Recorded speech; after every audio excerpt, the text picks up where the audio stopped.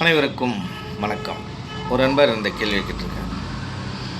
வள்ளலாரை பற்றி சில தகவல்கள் பரிமாறணும், அவர்களுடைய வாழ்க்கை வரலாறை பற்றி கொஞ்சம் சொல்லுங்கள். அதுலேயும் முக்கியமாக நீங்கள் வள்ளலார் மறைந்த அந்த மேட்டுக்குப்பம் இருக்கு இல்லையா, அந்த பகுதியில் வள்ளலார் மறைந்ததை பற்றிய ரகசியங்கள், வள்ளலார் எப்படி மறைந்தார், அவர் மறைவதற்கான வாய்ப்பு இருக்கிறதா? சில பேர் வள்ளலாரை கொளுத்திட்டதா சொல்கிறாங்க. ஒரு சில பேர் வள்ளலார் தற்கொலை பண்ணிக்கிட்டதா சொல்கிறாங்க. இப்படி பலதரப்பட்ட விஷயங்கள் அவரோட அந்த மறைவில் இருக்குது.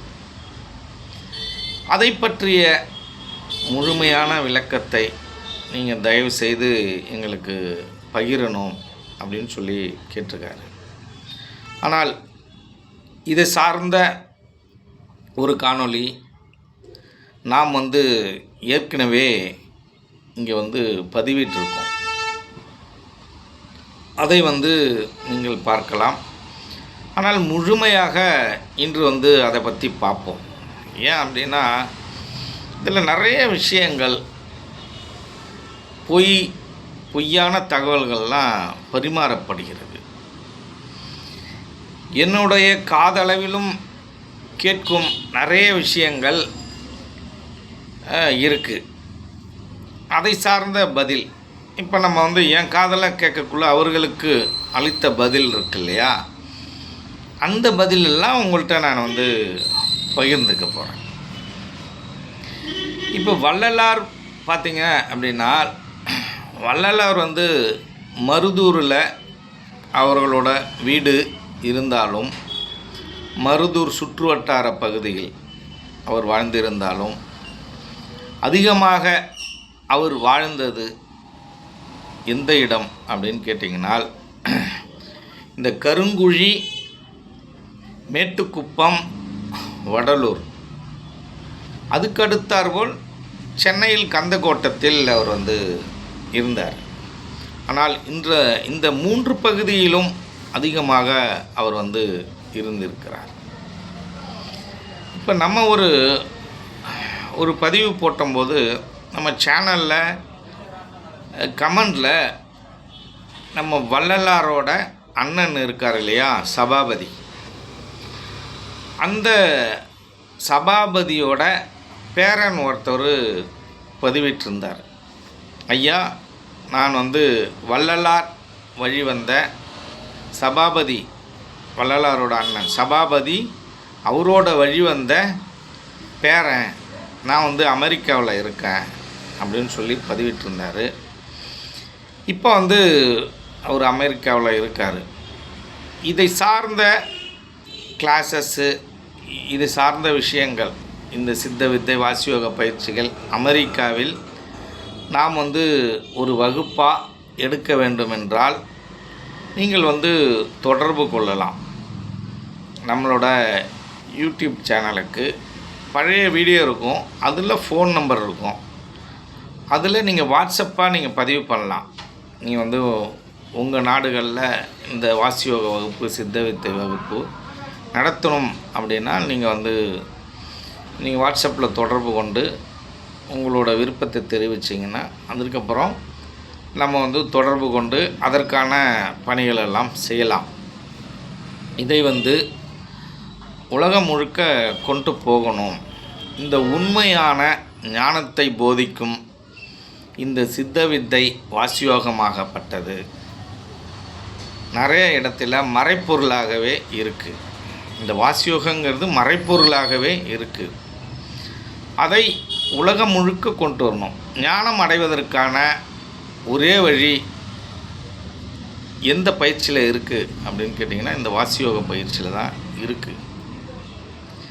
அது பயிற்சி அப்படின்னு எடுத்துக்கிறதும், அது ஒரு விதமான அனுபவம் அப்படின்னு எடுத்துக்கிறதும் அவரவர்களை சார்ந்தது.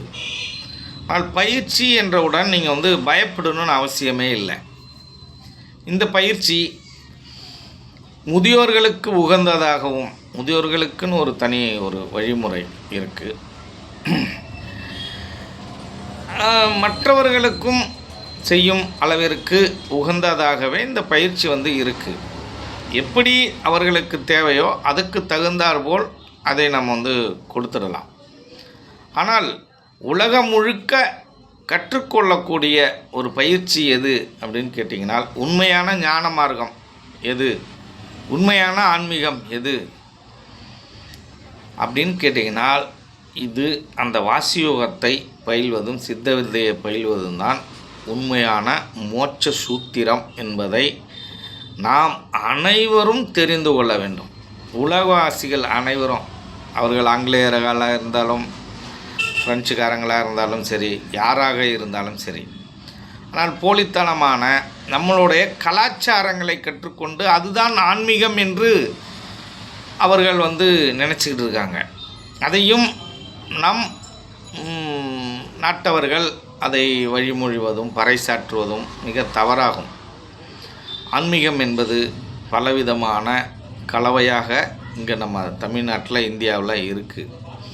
ஆனால் உண்மையான ஆன்மீகம், ஞான மார்க்கம் என்பது இந்த சித்த வித்தையும் வாசியோக பயிற்சியும் மட்டும்தான் அப்படிங்கிறத நாம் அனைவரும் தெளிவாக தெரிந்து கொள்ள வேண்டும்.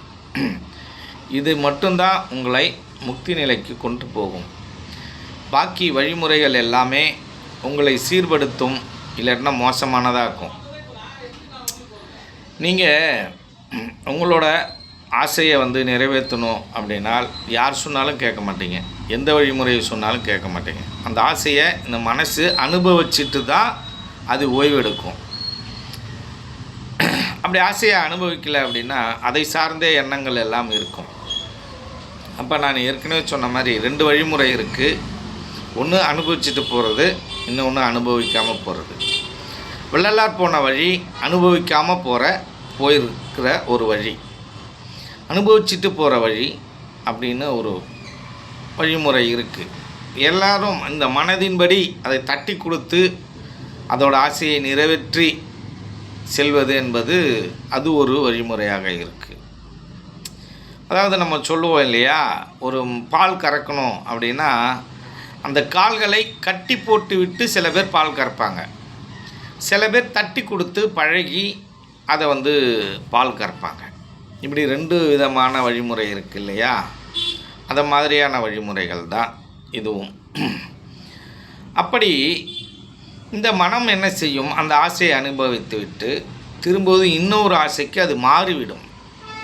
அதோட நின்றுடாது. அதோட வேலை என்ன அப்படின்னா அடுத்த ஆசைக்கு மாறிடும். இப்படி ஆசையை தூண்டிக்கொண்டே எண்ணங்கள் வழியாக தூண்டி நாம் நம்மளோட இறுதி கட்டம் வரையில் நம்மளை வழிநடத்தி கொண்டு செல்லும். இந்த அகங்காரமும் இந்த மனமும் எண்ணங்கள் வழியாக இவைகளெல்லாம் செயல்படும். இப்படி இருக்குது. இப்போ இந்த வள்ளலாரை சார்ந்த விஷயங்களுக்கு நம்ம வருவோம். இப்படி வள்ளலார் அதிகபட்சமாக அந்த 3 இடங்களில் இருந்தார். இப்போ நம்ம வள்ளலாரை பற்றி அமெரிக்காவில் இருப்பவர்கள் கூட அதிகமாக தெரிந்து வைத்திருக்கிறார்கள். இன்னும் பல நாட்டவர்கள் தெரிந்து வைத்திருக்கிறார்கள். திருவருட்பாவை நிறையா எடுத்துகிட்டு போய் படித்து அவங்க பயன்பெறுறது வழக்கமாக இருக்குது. ஆனால் திருவருட்பாவை படித்து அகவலை படிப்பது என்பது ஒரு சரியானதா அப்படின்னால், அகவலை படித்து அதன் வழியில் நடப்பது தான் சரியானது. இப்போ ஒரு ஒரு விஷயம் இருக்குன்னா, அவங்க எந்த வழியில் போனாங்களோ அந்த வழியை படித்து தெரிந்து கொண்டு அந்த வழியில் நாம் பயணிப்பது தான் உத்தமமானது. ஆனால் அவர்கள் பாடல்களை கடைசி வரையிலும் பாடிக்கொண்டே நாம் இறப்பது இருக்கு இல்லையா, அது சரியானதா அப்படின்னால் அது சரியானது அல்ல. சன்மார்க்கிகள் என்பவர்கள் யார் அப்படின்னு கேட்டிங்கன்னா, சன்மார்க்கிகள் என்பவர் சாகாமல் இருப்பவர்களை சன்மார்க்கி. இந்த மரணத்தை வென்றுவிட வேண்டும். இன்னும் ஒரு சிலர் சொல்லுவாங்க என்ன அப்படின்னால், ஒளிரூபமாக மறையணும், அப்படி மறைந்தால்தான் அவர்கள் சன்மார்க்கி அப்படின்னு. அது கொஞ்சம் அதிகம். அதற்கு நீங்கள் பாடுபடணும். எல்லாராலையும் முடியும். மனிதனாக பிறந்த எல்லாராலையும் எல்லாத்தையும் செய்ய முடியும். அதற்கு முயற்சியும் பயிற்சியும் வேண்டும். நம்மளோட உழைப்பு, வைராகியம் இது எல்லாம் இருக்கணும். ஒரு ஆசையை அனுபவிக்கிறதுக்கு எப்படி நமக்கு வைராகியம் இருக்கோ அதே போல் அந்த ஆசையை துறப்பதற்கும் வைராகியம் வேண்டும் என்பதை நாம் அனைவரும் தெரிந்து கொள்ள வேண்டும்.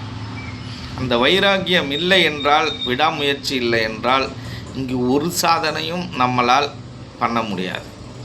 ஏனென்றால் இந்த உலகமும் பிரபஞ்சமும் மனிதர்களும் அப்படிப்பட்ட தன்மையில்தான் இருக்கிறார்கள்.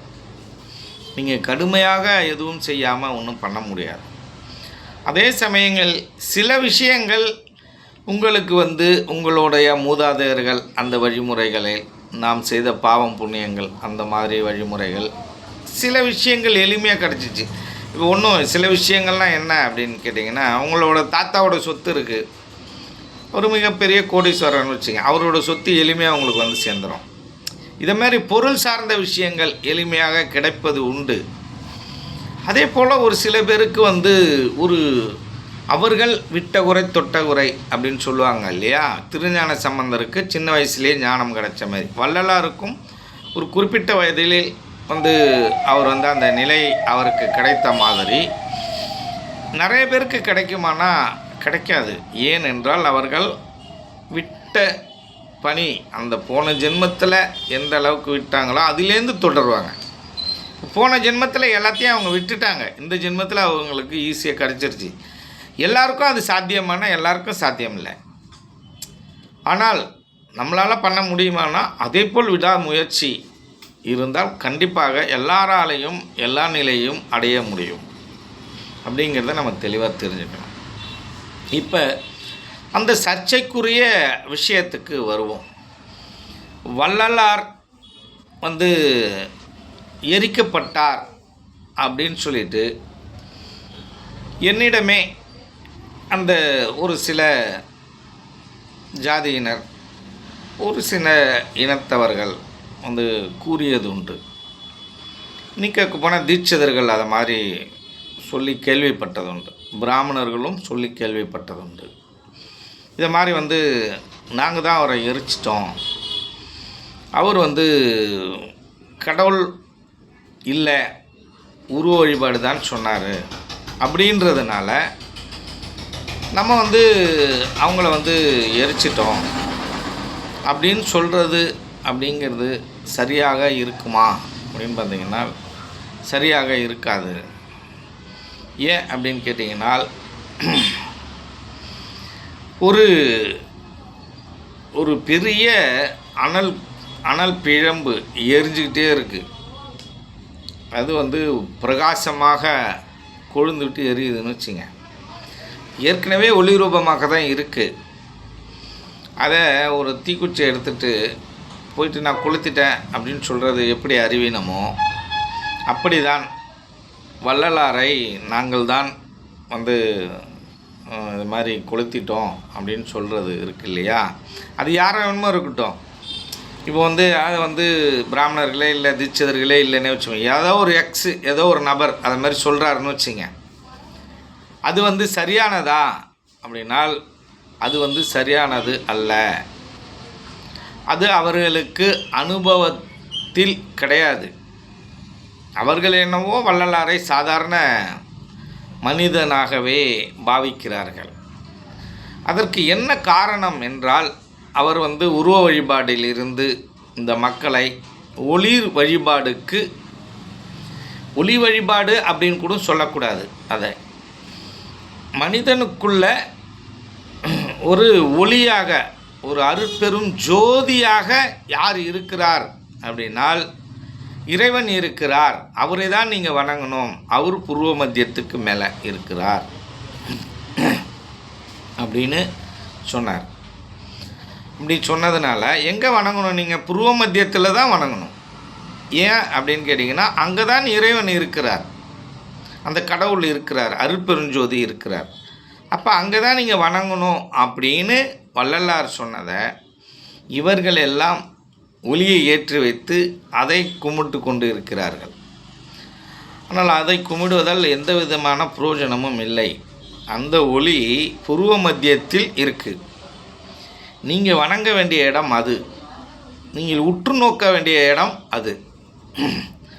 அதை விடுத்து நீங்கள் இந்த தீபத்தை பொருத்தி உற்று நோக்கினாலோ அதை வணங்கினாலோ எந்த விதமான பிரயோஜனமும் இல்லை. ஒரு மகான் ஒரு விஷயத்தை சொன்னார் என்றால் அதை சரியாக கடைபிடிக்க வேண்டும். இன்னும் கேட்க போனால் அதை சரியாக புரிந்து கொள்ள வேண்டும். நிறைய பேர் அகவலை அப்படியே படிச்சுக்கிட்டே இருப்பாங்க. உயிர் வெளியாகும். எப்படி உயிர் வெளியாகும் அப்படின்னா, நம்ம பாமரர்கள் சொல்லுவாங்க இல்லையா, சத்தம் போட்டு கத்தாதரா, உயிரை போக்காதரான்னு சொல்லுவாங்க. அப்போ நம்ம பேசினாலோ அதிக சத்தம் போட்டாலோ நம்மளோட ஜீவன் என்னாகும், சேதாரமாகும். அப்போ அதை சேமிக்கணும். அதை சேமிக்காமல் நீங்கள் பாடுனீங்க அப்படின்னால் உங்கள் ஜீவன் வெளியாகும் அப்படிங்கிறத சித்தர்களும் மகான்களும் வள்ளலாரும் சொல்லியிருக்காங்க. அவர்கள் என்ன சொன்னார்களோ அதை சார்ந்து நாம் வழி நடந்து செல்லாமல் அதுக்கு புறம்பாக செய்வது என்பது அவர்களை மதிக்காமல் இருப்பதற்கு சமமே ஆகும். இப்படி அவர் ஒளி ரூபமாக இந்த உலகத்தில் இந்த உலகத்தாருக்கு தெரிய வேண்டும் என்பதற்காக ஒரு வெள்ளை ஆடையை மேலே போர்த்தி கொண்டு அவர்கள் அதை வெளிப்படுத்தக்கூடாது என்ற பொருளில் அவர் என்ன பண்ணியிருக்காரு அப்படின்னா, அந்த உலகத்தில் நடமாடி கொண்டிருந்திருக்கிறார். ஒரு சில விஷயங்கள் கூட சொல்லுவாங்க. வள்ளலாருக்கு ஒரு குச்சியை எடுத்து அவர் உடம்புல உள்ளார வீசி பார்க்கக்குள்ள உள்ளார சதை எதுவுமே இல்லை, அந்த குச்சி நடுவில் போயிட்டு வந்தது அப்படின்னு ஒரு தகவல் சொல்லுவார்கள். அது சாத்தியம். ஒரு முக்தி அடைந்ததுக்கப்புறம் அவர்கள் எந்த நிலைக்கு வேண்டுமானாலும் செல்வதற்கான வாய்ப்புகள் நிறையா இருக்குது. அவங்க எப்படி வேணுமோ மறையணும்னு நினச்சாங்கன்னா ஒளி ரூபமாக மறைவாங்க, இல்லை சமாதி அடையணும்னு நினச்சாங்கன்னா சமாதி ஆவாங்க, ஒரு லிங்கமாக மாறணும் அப்படின்னா லிங்கமாக மாறுவாங்க. அவர்கள் என்ன நினைக்கிறார்களோ அந்த தன்மைக்கு மாறுவதற்கான வாய்ப்பு இருக்குது. ஐம்பூதங்களில் அவர்கள் கலப்பது என்பதும் இயல்பாகவே இருக்குது. அவர்கள் என்ன நினைக்கிறாங்களோ அதை மாதிரி செய்வாங்க. ஒரு சில பேர் ஜலசமாதி அப்படின்னு சொல்லிட்டு ஜலத்தில் குதிப்பாங்க. குதிச்சா அப்புறம் உள்ளார பார்த்திங்கன்னா அவர் இருக்க மாட்டார். அதை மாதிரி ஐம்பூதங்களில் கரைவது என்பது அவர்களுக்கு இயல்பானது. எங்கேருந்து வந்தோமோ அங்கேயே நம்ம போயிடுவோம் அப்படிங்கிறது தான் இங்கே இயல்பானது. இந்த உலகம் ஒரு வட்டம் அப்படின்னு சொன்ன மாதிரி எங்கேருந்து ஆரம்பிக்கிறோமோ திரும்பி எங்கே முடியும், அதே இடத்துல தான் முடியும். அதே போல் தான் உலகம் எப்படி இருக்கோ அதே போல் தான் நம்மளோட வாழ்க்கை முறைகளும் அப்படி தான்.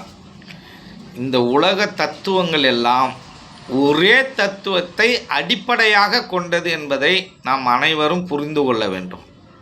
இந்த ஒரு தத்துவம்தான், அதை சார்ந்து தான் எல்லா தத்துவங்களும் இங்கே இயங்குது. அதை தெளிவாக தெரிந்து கொள்ளணும். உலகம் உருண்டை என்பதும் ஒரு வட்டம், வாழ்க்கை வட்டம் என்பதும் எல்லாமே ஒன்றுதான். இந்த ஈர்ப்பு விசை என்பதும் எல்லாம் அடிப்படையாக ஒன்றை சார்ந்தே இருக்குது. சரி, இப்படி அவர்கள் எந்த நிலைக்கு போகணும்னு நினைக்கிறார்களோ அந்த நிலைக்கு அவர்கள் போய் விடுவார்கள்.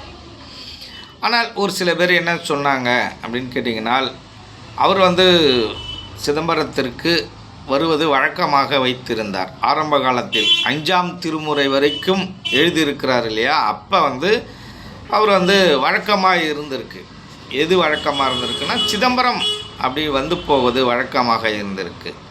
நடராஜர் தரிசனம் என்பது அவருக்கு தெரியாமல் இருந்தது. அந்த நடமிடும் ராசன் அவருக்குள்ளேரே நடமாடிக்கொண்டிருக்கிறான் என்பதை அவர் அப்பொழுது சரியாக உணரவில்லை. எதுவரையிலும் 5ஆம் திருமுறை வரையிலும். அதை யார் சொல்கிறார்? அவரே சொல்கிறார். அப்போ இப்படி இருக்கும் பொழுது அந்த கோவிலில் அவருக்கு பலவிதமான இடையூறுகள் ஏற்பட்டதும் அவர்கள் 6ஆம் திருமுறை எழுதும்பொழுது பலவிதமான இடர்பாடுகள் மற்றவர்களால் ஏற்பட்டதும், அதனால் அவர் அதை விடுத்து அங்கு செல்வதில்லை என்பதும் உண்மையான ஒரு வரலாறு. அதுக்கப்புறம் அவர் அங்கே போகவில்லை. ஆனால் அவர் கையெழுத்து இடும்போது கூட சிதம்பரம் ராமலிங்கம் அப்படின்னு தான் கையெழுத்து இட்டிருப்பார். அதை நாம் பார்க்கலாம், இன்றளவிலும் பார்க்கலாம். இப்படி அவர் இந்த உருவத்தில் இந்த கடவுள் இல்லை என்று அவர் சொன்னதனால் அவர் அந்த கூட்டத்தால், அந்த உருவ வழிபாடை வணங்கும் கூட்டத்தால் யாராக இருந்தாலும் அவர்களிடமிருந்து புறக்கணிக்கப்பட்டார். சரி, அவர் மட்டும்தான் சொல்லியிருக்காரா அப்படின்னு பார்த்தீங்கன்னா, இதற்கு முன் மாணிக்கவாசகர் தான் இவருக்கு ஒரு குருநாதராக இவர்கள் ஏற்றுக்கொண்டது. மாணிக்கவாசகரை எப்படி அப்படின்னு கேட்டிங்கன்னா, ஏகலைவன் மாதிரி அவர் திருவாசகத்தை படித்து தான் அதோடைய தாக்கம்தான் 6ஆம் திருமுறையில் இருக்கும். அப்போது முதலில் அருட்பெருஞ்சோதி என்று அடையாளம் காண்பிக்கப்பட்டது எப்போது என்றால் திருவாசகத்தில். அருட்பெருஞ்சோதி தனிப்பெருங்கருணை அப்படிங்கிற அந்த அருட்பெருஞ்சோதி அப்படின்னு சொன்னது திருவாசகத்தில் தான் இவர் அடையாளம் கண்டு அதை எடுக்கிறார். அதுலேருந்து தான் எடுக்கிறாரு அப்படின்னா அவர் உணர்ந்ததும் அப்படி தான். ஆனால் இந்த சித்தர்கள் நூல் இருக்கு இல்லையா, எல்லா நூல்களையும் படிச்சிங்கன்னா எல்லா நூல்களுடைய உட்கருத்து இருக்கு இல்லையா, எல்லாம் ஒன்றாவே இருக்கும். இப்போ நட்டக்கல் பேசுமா அப்படின்னு பாடல் இருக்கு இல்லையா, அது திருமூலர் சொல்லியிருக்காருன்னா சொல்லியிருக்காரு, அகத்தியர் சொல்லியிருக்காருன்னா சொல்லியிருக்காரு, காகவசுந்தர் சொல்லியிருக்காரு, புலிப்பாணி சொல்லியிருக்காரு, சட்டமுனி சொல்லியிருக்காரு. எல்லாமே அதை சார்ந்த பாடல்கள் எல்லாமே இருக்குது. எல்லா பாடல்களை சார்ந்தும் மற்றவர்கள் சொன்னதுக்கான பாடல்கள் எல்லாம் ஆதாரங்கள்லாம் இருக்குது. அப்போ எல்லாரும் சொன்னது எது அப்படின்னா, எல்லாரும் சொன்னது ஒன்று தான். இந்த உண்மை அப்படின்னு இந்த உலகத்தில் இருந்துச்சுன்னா அது ஒன்றா தானே இருக்கும். எல்லாரும் ஒரே உண்மையை தானே சொல்ல முடியும். இப்போ பொய்ங்கிறது எப்படி இருக்கும், பலவிதமாக இருக்கும், பலவிதமாக சொல்லுவான். அவன் கற்பனைக்கேற்ற மாதிரிலாம் பொய்யை சொல்லுவான். ஒவ்வொருத்தவனுக்கும் ஒரு கற்பனை இருக்கும். அந்த உருவ வழிபாட்டில் எப்படிலாம் கற்பனை இருக்குது அப்படின்னா, அந்த ரவிவர்மாவின் ஓவியங்கள் நமக்கு கற்றுக் கொடுக்கும். அதனால் அந்த ஓவியங்கள்லாம் அற்புதமான ஓவியங்கள், மிகவும் சில பேருக்கெல்லாம் பிடித்த ஓவியங்கள். அது ஒரு வகையில் இருந்தாலும் அது உண்மையா அப்படின்னால் அது கேள்விக்குரியதான். உண்மை இல்லை என்றே சொல்லலாம். அதையெல்லாம் தத்துவங்கள், உடல் சார்ந்த தத்துவங்கள். நடமிடும் ராசன் என்பவர் நம்மளுடைய ஜீவன், நம்மளோட உயிர். அவர் நடமாடலைன்னா நான் பேச முடியாது. அவர் எங்கே நடமாடுறாரு, அந்த உடம்பில் நடமாடுறாரு. அதை தான் திருமூலர் உள்ளம் பெருங்கோயில் ஊன் உடம்பு ஆலயம் அப்படின்னு சொன்னார். அப்போ இவர் இல்லைன்னா நம்மளால் பேச முடியாது, எதையும் உணரவும் முடியாது. முதல்ல எது வேணும், நம்ம உயிர் வேணும். அவர் தான் முதல் கடவுள். அதுக்கடுத்தது தான் அவர் உணரக்கூடிய இந்த 2ஆம் நிலை கடவுள். எந்த கடவுளாக இருந்தாலும் அவரே தான் நம் கடவுளாக மாற்றி உணரவும் முடியும் என்ற பேருண்மையை நீங்கள் தெரிந்து கொள்ள வேண்டும். இப்படி 6ஆம் திருமுறையில் அவர் அந்த உருவ வழிபாடு உங்களை மேல்நிலைக்கு கொண்டு செல்லாது அப்படின்ற பேருண்மையை கூறும்போது அவருக்கு பலவிதமான இடர்பாடுகள் வருகின்றது. அவர் கூவி இந்த ஞான மார்க்கத்தை விற்கிறார், அப்படி இல்லை, பறைசாற்றுகிறார். பறைசாற்றும் பொழுது அதை உணர்வதற்கும் அதை புரிந்து கொண்டு அவரை பின்தொடர்வதற்கும் சரியான நபர்கள் அந்த காலத்தில் இல்லை. ஜாதி சமயங்களை சாடுகிறார். ஜாதி இல்லை, சமயம் இல்லை, மதம் இல்லை, இதெல்லாம் எந்த வேறுபாடும் இல்லாமல் தான் இந்த யோகம் இருக்குது அப்படின்னு அவர் சொல்கிறார். அப்போ அதில் சில பேர்கள் முரண்படுறாங்க. இப்படி பல விஷயமாக இந்த உயிர் கொலை அதை பற்றி சொல்கிறார். அதில் ஒரு சிலர்கள் முரண்படுகிறார்கள். ஒரு சிலர்கள் இந்த சமண மத துறவிகள் அவரை கொளுத்திட்டாங்க, இல்லை அவர் தற்கொலை பண்ணிட்டாரு. அதான் நான் ஏற்கனவே சொன்னேன் இல்லையா, ஒரு பொய்ங்கிறது எப்படி இருக்கும், பலவித அவங்களோட கற்பனைக்கு தகுந்த போல் சொல்லிக்கிட்டே போவான். 1000 பேரும் 1000 பொய் சொல்லுவான். ஆனால் உண்மைனா எப்படி இருக்க முடியும், ஒன்றா தான் இருக்க முடியும். பொய்ங்கிறது பலவிதமான அவனவனுடைய கற்பனையை பொறுத்து இருக்குது. அந்த கற்பனைங்கிறது எதற்குரியது? 10 இருக்கும், 100 இருக்கும், 1000 இருக்கும், லட்சமாக இருக்கும், கோடியாக இருக்கும். கோடி பேருக்கும் கோடி விதமான கற்பனைகள் உருவாகும். அப்படிதான் இதுலேயும் நடந்தது. ஒரு சூரியனை போய் நான் குளித்துட்டேன் அப்படின்னு சொல்கிறது எப்படி ஒரு அறிவீனமோ, அப்படிப்பட்ட அறிவீனம்தான் வள்ளலாரை நாங்கள் எரித்து விட்டோம் என்று சொல்லும் கட்டுக்கதை. அடுத்தாற்போல் வள்ளலார் தற்கொலை செய்து கொண்டார், அந்த எரிந்திருந்தால் அந்த சாம்பல் அங்கே அவர் எரிக்கப்பட்டால் அந்த சாம்பல் இருக்கணும், சாம்பல் இல்லை. அப்போ சில பேர் என்ன சொல்கிறாங்க அப்படின்னா, அவர் உயிர் அங்கே மறைந்ததற்கான எந்த விதமான அடையாளங்களும் இல்லை அப்படின்னு. மறைவதற்கு எப்படி அடையாளத்தை சொல்ல முடியும்? இந்த உயிருங்கிறதும் அப்படி தான். உடம்பு இருக்கு இல்லையா, இந்த உடம்பை உயிருங்கிறது அடுத்த நிமிஷம் போக போகுது, அதோட எடை எவ்வளோ இருக்குன்னு அந்த எடை போட்டு தெரிஞ்சுக்கிட்டு, உயிர் போனதுக்கப்புறம் அதே எடை பார்த்திங்கன்னா அதே எடை இருக்கும். சில நேரங்களில் அந்த எடை கூடுவதும் சில பேருக்கு நடந்திருக்கு. அப்போ அந்த உயிரோட எடை என்னன்றதை கண்டுபிடிக்க முடியாத இந்த பிரபஞ்ச ரகசியங்கள் அப்படிங்கிறது இன்னும் நிறையா இருக்குது. அறிவியல் விஞ்ஞானிகள் எல்லாமே ஒருத்தவங்க சொன்னதை ஒருத்தவங்க மறுத்து இன்னொன்று புதுசாக கண்டுபிடிச்சிக்கிட்டே தான் இருக்காங்க இந்த பிரபஞ்சத்தோட ரகசியத்தை பற்றி. ஆனால் தெளிவாக முடிவான நிலை என்பது இன்னும் இல்லை. கண்டுபிடிச்சிக்கிட்டே இருக்கான். ஒருத்தவங்க சொன்னதை ஒருத்தவங்க மறுத்து அப்படியே கண்டுபிடிச்சிக்கிட்டே போயிட்டே இருக்காங்க. அது முழுமையாக கண்டுபிடிப்புங்கிறது முடியல, இன்னும் நடந்துக்கிட்டே இருக்குது. அப்படிப்பட்ட சூழ்நிலையில்தான் இந்த விஞ்ஞானம்ங்கிறது இருக்குது. ஆனால் இந்த மெய்ஞானம் என்பது விஞ்ஞானத்தை கடந்தது என்பதை நாம் அனைவரும் ஒரு சில பேருக்கு புரிந்தது, ஒரு சில பேருக்கு புரியாது. ஏனென்றால் இந்த பிரபஞ்சம்ங்கிறது புரியாத புதிராகவே இருக்குது. ஒவ்வொரு நாளும் ஒவ்வொரு உண்மையை அது இங்கே கொடுத்துக்கிட்டே இருக்குது. இந்த மனிதனையே நிறைய பேரால் புரிஞ்சிக்க முடியாது. தான் கூடயே ஒரு நண்பன் இருப்பான், 70 வயசு வரைக்கும் அவன் பழகுவான், 70வது வயசில் அவன்கிட்ட இருக்கிற ஒரு உண்மையை அவன் தெரிஞ்சுப்பான். என்னடா இவ்வளோ நாள் மறைச்சிட்டேம்பான். அப்போ இப்படி மனிதனோட ரகசியங்களே புரிந்துக்க முடியல. இந்த பிரபஞ்ச ரகசியத்தை எப்படி புரிந்து கொள்வது என்பது மிகப்பெரிய கேள்விக்குறியாக இருக்கு. இப்படி வள்ளலாரை யாராவது எரிக்க முடியுமா? அவர் தற்கொலை பண்ணிப்பாருன்னா அவர் என்ன வாழத் தெரியாதவரை தற்கொலை பண்ணிப்பதற்கு? அப்படியெல்லாம் ஒன்றும் இல்லை. இதை மாதிரி பொய்க்கதைகள் எல்லாம் நீங்கள் கட்டுக்கதையெல்லாம் நீங்களாக ஒரு கதையை எழுதி கட்டாதீர்கள்.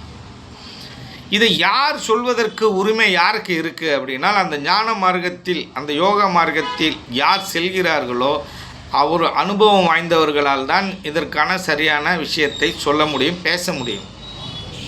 மற்றவர்கள் எப்படி சொல்லுவாங்க? அவர் ஒரு நம்பிக்கையில் சொல்வார்கள், அவர் மேலே இருக்கிற பற்று நம்பிக்கையில் சொல்வார்கள்.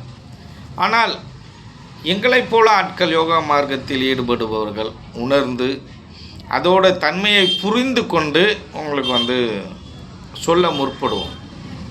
அப்படியெல்லாம் நடப்பதற்கு வாய்ப்பே இல்லை. இந்த கடவுள் தன்மையை உங்களால் எப்படி சொல்ல முடியாதோ விளக்க முடியாதோ அந்த கடவுள் தன்மையை கூட விளக்குறோம். நம்ம இப்படி தான் இருக்குது, இப்படி தான் இருக்குது, இப்படி தான் இந்த பிரபஞ்ச சக்தியெல்லாம் இயங்குது அப்படின்னு நம்ம தெளிவாக ஏற்கனவே இந்த கடவுள் யார் அப்படின்னு ஒரு வீடியோ போட்டிருக்கோம். உங்களுக்கு டைம் கிடைச்சா அதை பார்க்காதவங்க போய் பாருங்கள். அது 2 பிரிவாக போட்டிருக்கோம், பகுதி 1 பகுதி 2. அது 2த்தையும் பார்த்தீங்கன்னா கடவுள் யாருன்ற முழுமையான தெளிவு உங்களுக்கு கிடைக்கும். இப்போ இப்படி வள்ளலாரை பற்றிய சர்ச்சைகள் இருந்துக்கிட்டே இருக்குது. இதையெல்லாம் நாம் பொருட்படுத்தக்கூடாது. எப்பொழுதுமே ஒரு மனிதரோ ஒரு இறை தூதரோ இல்லை இதை மாதிரி மகான்களோ அவர்கள் வாழும் காலத்தில் அவர்கள் புறக்கணிக்கப்பட்டே இருந்திருக்கிறார்கள். அதுக்கு அப்புறம்தான் நம்ம என்ன பண்ணுறோம்?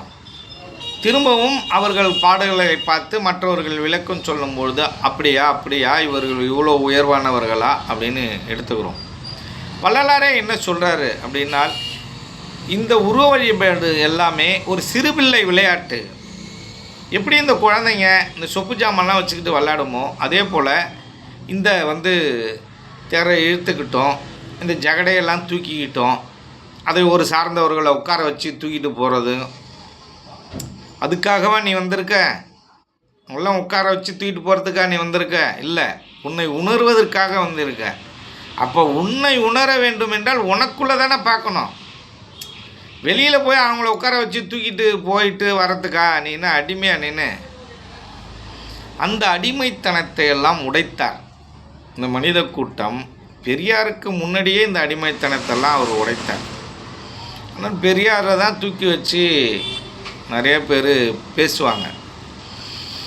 அவர் பெரியார் சாதாரண மனிதர்களாக இருக்கும் பட்சத்தில் அவர்களிடம் நிறை குறைகள் இரண்டுமே கலந்து இருக்கும். மனிதர்களாக இருந்தால் எல்லாமே கலந்து தான் இருக்கும், கலந்த கலவை தான். நம் மகான்கள் ஆரம்ப கால கட்டத்தில் அப்படி இருக்கலாம், ஆனால் அந்த தன்மைக்கு போனதுக்கு அப்புறம் அப்படிலாம் இல்லை. அவங்களோட தன்மையை நம்மளால் புரிஞ்சிக்க முடியாது, உணர முடியாது. ஒரு விஷயம் ஒருத்தவங்க செய்கிறாங்க அப்படின்னால் என்ன காரணத்துக்காக அவர்கள் அதை செய்தார்கள் என்ற காரணத்தை கண்டுபிடிப்பதற்கே நமக்கு பல ஜென்மம் ஆகும், கண்டுபிடிக்காமலும் போகலாம். ஏனால் அவங்க ஞான நெறியில் உணர்ந்தவர்கள். அதே நெறியில் நாம் சென்றால்தான் அதை நம்மளால் உணர முடியும். அதே போல் இந்த வள்ளலாரை நாம் என்ன பண்ணியிருக்கோம், அந்த காலத்தில் இருந்த மனிதர்கள் புறக்கணிக்கப்பட்டு இருக்கிறாங்க. அப்புறம் என்ன பண்ணார், அவரே சொல்கிறார், 5ஆம் திருமுறை வரைக்கும் நானே இந்த சிறுபிள்ளை விளையாட்டில் இருந்துட்டேன், அதனால் 5ஆம் திருமுறை வரையிலும் ஒரு பகுதியாக வெளியிட்டு விடுங்கள். அது பக்தி மார்க்கத்தில் இந்த உருவ வழிபாட்டில் ஈடுபடுறவங்க படுத்திக்கிட்டோம், ஏதாவது செய்யட்டும், ஏதாவது படிச்சுக்கிட்டு இருக்கட்டும். 6ஆம் திருமுறையை ஒரு ஞான மார்க்கமாக பிரித்தெடுத்து விட்டார். 6ஆம் திருமுறை என்பது ஒரு பாகம், ஆனால் அதை சேர்த்து பதிவு செய்கிறார்கள். 6ஆம் திருமுறையை தனியாக தான் வெளியிட வேண்டும். அதே போல் மாணிக்க வாசகர் எழுதின திருவாசகத்தை 5ஆம் திருமுறை வரைக்கும் தனியாக இருக்கிற மாதிரி திருவாசகங்கிறது தனியாக தான் இருக்குது. ஆனால் திருவாசகத்தை தான் நீங்கள் உயர்ந்த ஒரு நூலுன்னு பாராட்டுறீங்க, எல்லாம் அதை தான் போட்டுறீங்க. ஆனால் ஞானத்தாழிசை என்ற ஒரு நூல் இருக்கிறது. ஞானத்தாழிசையும் 6ஆம் திருமுறையும் ரெண்டும் ஒன்று. இந்த நூலை தான் ஞான மார்க்கத்தில் இருப்பவர்கள் படிக்க வேண்டும். இந்த திருவாசகத்தையோ 5ஆம் திருமுறை வரைக்கும் இந்த ஞான மார்க்கத்தில் இருப்பவர்கள் படிக்கணும்னு அவசியமே இல்லை. அது நமக்கு தேவையற்றது. ஆனால் அதில் உள்ள சில கருத்துகள் நமக்கு ஞான மார்க்கத்தில் தேவையாக இருக்கிறது. வழிமுறைகள் இருக்குது, சில வழிமுறைகள் இருக்குது. அந்த வழிமுறைகளை நாம் எடுத்துக்கொள்ளலாம். எப்படி வாழணும் அப்படின்ற விஷயம்லாம் அதில் இருக்குது. அதனால் அந்த வாழ்க்கை முறையை நாம் கற்றுக்கொள்வதற்காக சில விஷயங்கள் அதிலேருந்து எடுத்துக்கலாம். இந்த உலகத்தில் எல்லா நூல்களும் நல்ல நூல் இல்லை, எல்லா நூல்களுமே சாதாரண நூல்கள் இல்லை. அதனால் நீங்கள் ஒரு 1000 நூல் எழுதப்பட்டிருக்குன்னா இந்த 1000 நூலில் ஒரு 100 நூல் தான் இங்கே சரியான நூல். நீங்கள் போனால் ஒரு 50 நூல் தான் சரியான நூல், பாக்கியெல்லாம் ஒரு தேவையற்ற நூல்கள் தான். எல்லாம் என்ன பண்ணுறாங்க, பிஹெச்டி பண்ணுறேன்னு இவங்க சொன்னது அவங்க சொன்னதெல்லாம் விட்டால் எடுத்து ஒரு நூலாக போட்டுருவாங்க. தன்னை உணர்ந்து எழுதியிருக்காங்களா என்னோட அனுபவத்தில்னா இல்லை, அங்கே ஒரு கேள்விக்குறி இருக்குது. இது எழுதலைன்னே சொல்லலாம். அப்படி இந்த வள்ளலார் வாழ்ந்த காலத்தில் அவர்கள் பல காரணங்களால் வள்ளலார் புறக்கணிக்கப்பட்டார். இந்த உயிர்கொலையை அவர் பலியிடுவதை அவர் தடுத்தார். அதெல்லாம் தவறு அப்படின்னு சொன்னார். அதனால் அவர் கொஞ்சம் புறக்கணிக்கப்பட்டார். இன்றளவிலும் அவர் வாழ்ந்த மருதூரில் சில முதியவர்கள் சில பேரை கேட்டிங்கன்னா இன்றளவிலும் திட்டுவது வழக்கமாக வைத்திருப்பவர்கள் இருக்கிறார்கள். அவன் ஒரு பரதேசி, அவனை தேடிட்டு வந்துட்டானுங்க இந்த பரதேசிங்க அப்படின்னு சொல்கிற நபர்களும் இருக்கிறார்கள். ஒரு வாதம் என்று இருந்தால் அதற்கு எதிர்வாதம் இருக்க தான் செய்கிறது. அது உண்மையாக இருந்தாலும் சரி, அதற்கு பொய்யான தகவல் என்று ஒன்று இருக்கும். உண்மை என்றால் அதுக்கு பொய் இருக்கணும்ல. இப்போ கடவுள் என்று ஒன்று இருந்தால் மாயை என்று ஒன்று இருக்கணும்னா எதிர் இருக்கணும்ல. எதிர் செயல் இல்லாமல் வாழ்க்கை சுவாரஸ்யமாக இருக்காது. ஆனால் அந்த வாழ்க்கை சுவாரஸ்யமாகப்படுவதும் அதை வெறுப்பதற்கும் காரணம் என்றால், ஒரே விஷயத்தை அவனுக்கு அதிகமாக திணிக்கப்படும் பொழுது, ஒரு துன்பத்தை அதிகமாக ஒரு மனிதன் திணிக்கப்படும் பொழுது அவன் வாழ்க்கையை வெறுக்கிறான். வேறொன்றும் இல்லை. இன்பத்தையே கொடுக்கும் பொழுது அவன் என்ன பண்ணுறான்? ரொம்ப ஆடுறான். அவனுக்கு மேலும் மேலும் கொடுத்துக்கிட்டே இருக்கக்குள்ள அவன் ஆடுறான். ஆனால் ஒரு ஒரு நுட்பம் ஒன்று இருக்குது. எதை நீங்கள் வெறுக்கிறீர்களோ அது உங்களை வந்தடையும். நீங்கள் வேண்டால் உங்கள் வாழ்க்கை முறையில் அதை பயன்படுத்தி பாருங்கள். உண்மையாக வெறுக்க வேண்டும். நீ எதை நேசிக்கிறீர்களோ அதை உண்மையாக நீங்கள் புறக்கணிக்க வேண்டும். அப்படி புறக்கணித்தீர்களேயானால் அது உங்களை தானாக தேடி வரும். நீங்கள் வேணால் முயற்சி பண்ணி பாருங்கள், அது நடக்குதானா? கண்டிப்பாக நடக்கும், அதில் மாற்றம் கிடையாது. ஏன்னால் இது மிகப்பெரிய அனுபவம் எப்பொழுதும் பொய்யாகாது. ஆனால் வேணால் மாறுபடலாம், சின்ன சின்ன வித்தியாசங்கள் இருக்கலாம், ஆனால் ஒருபொழுதும் பொய்யாகாது. இப்படி வள்ளலாரை பற்றி அவர்கள் வாழ்ந்த அந்த கிராமத்திலேயே சில பேர்கள் சொல்வதை நாம் கேட்டிருக்கிறோம். இவைகள் எல்லாம் நாம் கேட்டதும் அறிந்ததும் உணர்ந்ததும். நீங்கள் நினைக்கிற மாதிரி ஏதோ ஒன்றுத்துக்காக சொல்லப்பட்டதெல்லாம் இல்லை. நம்ம ஏற்கனவே சொன்ன மாதிரி ஒரு ஆய்வு இல்லாமல், ஒரு சரியான ஒரு செய்தி இல்லாமல் நாம் எந்த விஷயத்தையும் அதிகபட்சமாக பதிவிட மாட்டோம். ஒரு மிகப்பெரிய ஆய்வுக்கு அப்புறம் தான் நம்ம பதிவிடுவோம், சொல்லுவோம். சாதாரணமாக உடனே நம்ம பதிவிடுறது கிடையாது.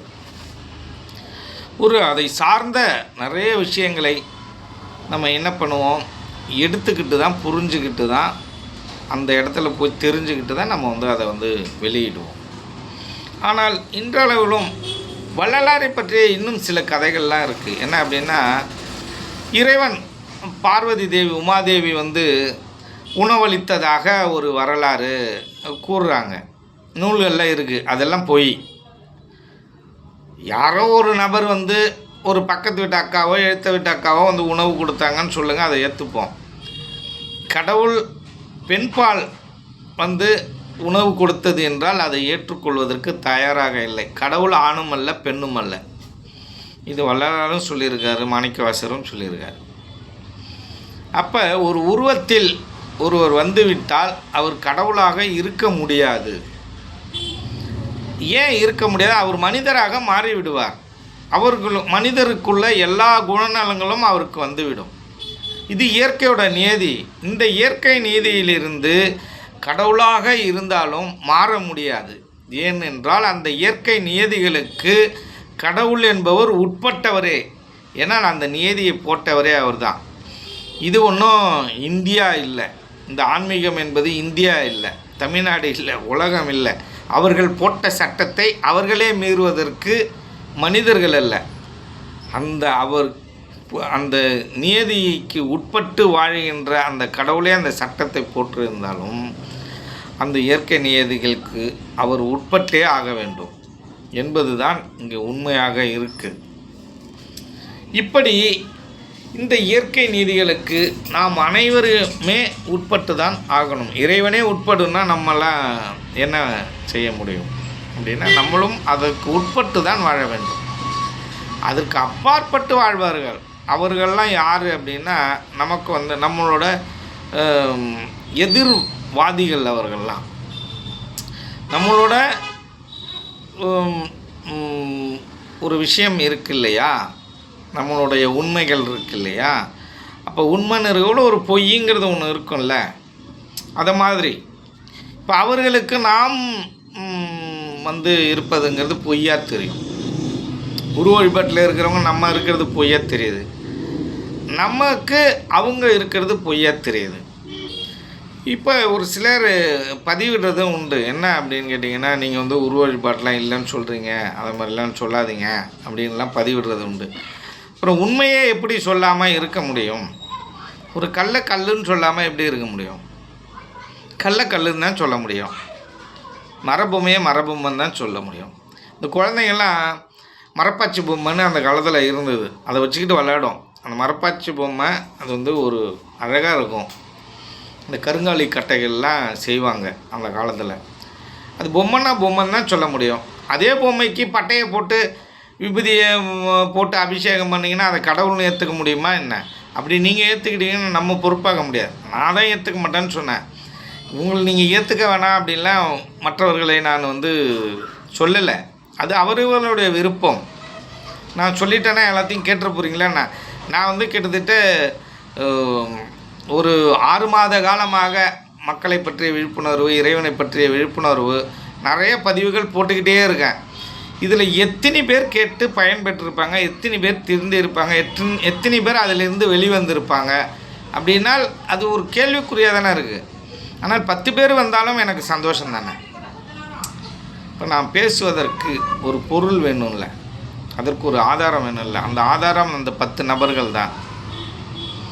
இப்படி அவர் காலத்தில் இதெல்லாம் சொன்னதுனால வள்ளலார் வந்து புறக்கணிக்கப்பட்டார். வள்ளலாராக இருந்தாலும் சரி, எவ்வளோ பெரிய ஞானியாக இருந்தாலும் சரி, சித்தர்களாக இருந்தாலும் சரி, உண்மைக்கு புறம்பான விஷயங்களை நீங்கள் சொன்னீர்களே ஆனால் நாங்கள் ஏற்றுக்கொள்ள மாட்டோம் அப்படிங்கிறத நீங்கள் வந்து தெளிவாக தெரிஞ்சுக்கணும்.